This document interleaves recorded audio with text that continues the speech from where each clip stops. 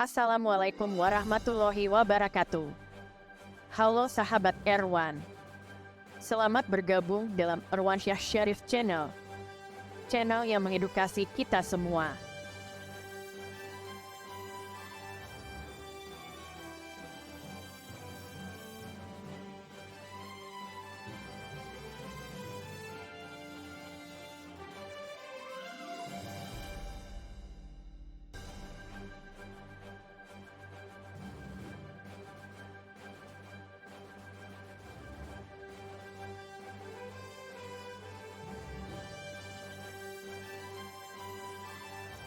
Jangan lupa tekan tombol like, komen, share dan lonceng notifikasi agar channel ini terus berkembang dan Anda memperoleh materi-materi baru yang bermanfaat. Selamat mengikuti.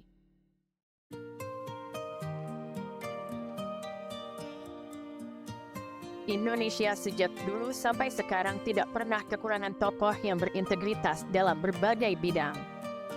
Hanya saja sebagaimana dikemukakan dua tokoh sebelumnya, ada sikap dan mentalitas yang lebih suka memilih orang yang asal bapak senang. Tokoh-tokoh yang ditampilkan dalam manusia Indonesia adalah tokoh-tokoh yang nilai-nilai kehidupan, perjuangan dan integritas mereka untuk negara layak dicontoh generasi penerus. Ikuti terus di Erwansyah Syarif Channel, channel yang mengedukasi.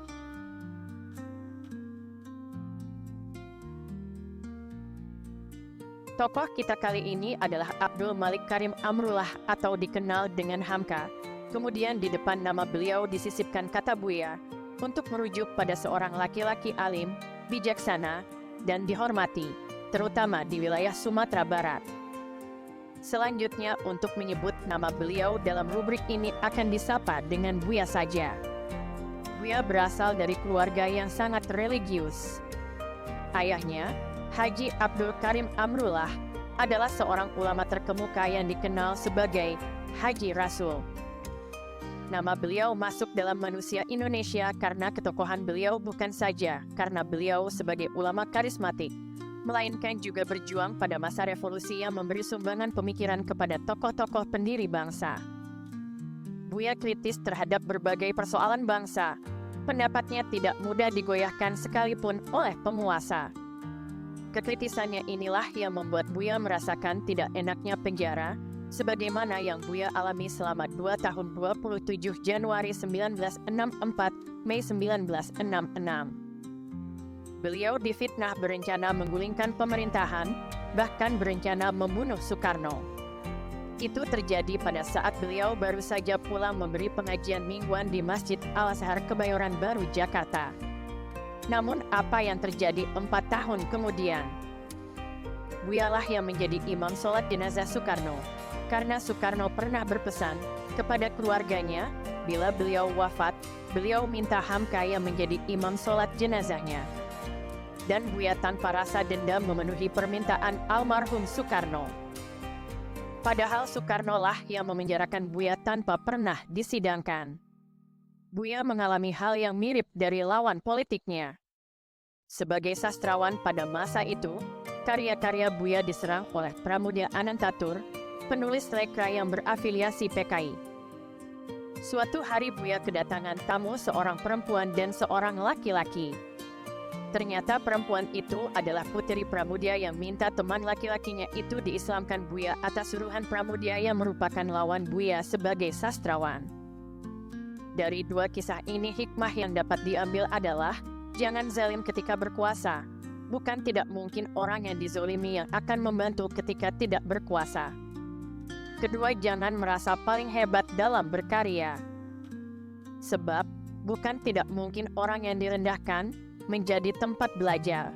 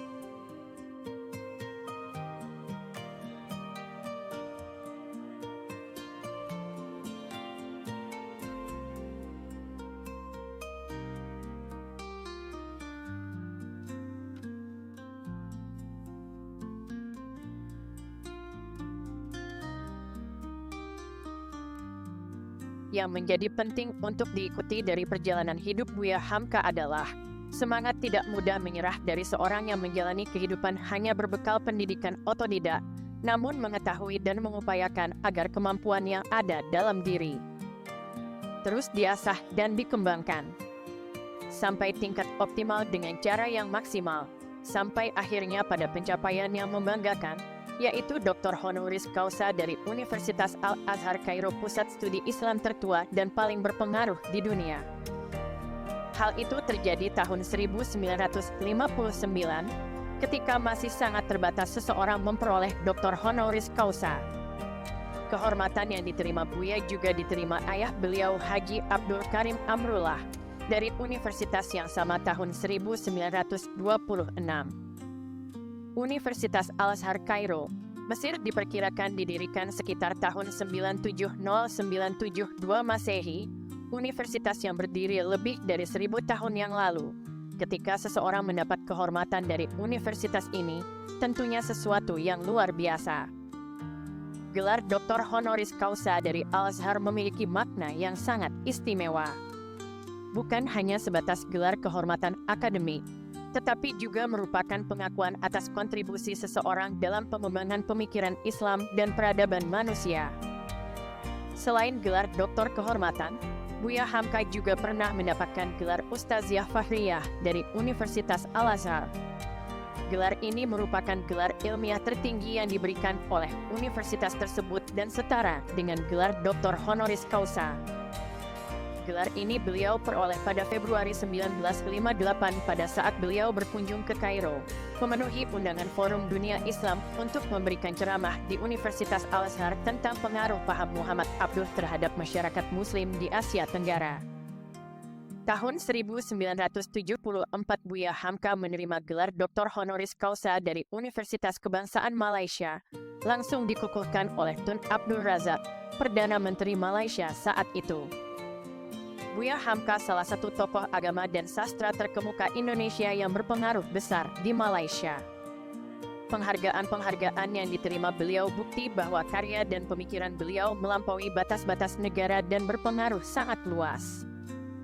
Semoga dengan dikenalkannya tokoh-tokoh dari konten manusia Indonesia kepada generasi milenial dan Gen Z dapat menjadi pelajaran bahwa etika, sikap dan perilaku keindonesiaan yang baik harus tetap dipertahankan di tengah kemajuan teknologi.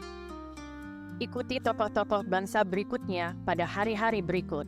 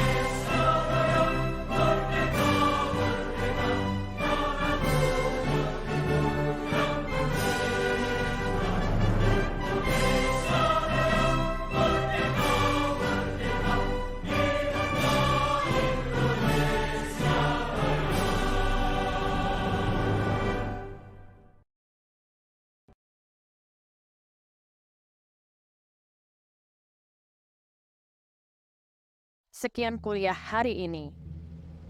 Terima kasih Anda telah mengikuti kuliah hari ini. Ikuti terus kuliah-kuliah di Irwansyah Syarif Channel dengan topik-topik beraneka yang menarik dan berbeda. Jangan lupa tekan tombol like, share, subscribe, dan lonceng notifikasi untuk mendapat materi-materi kuliah berikutnya. Wassalamualaikum warahmatullahi wabarakatuh. Salam dari Erwan.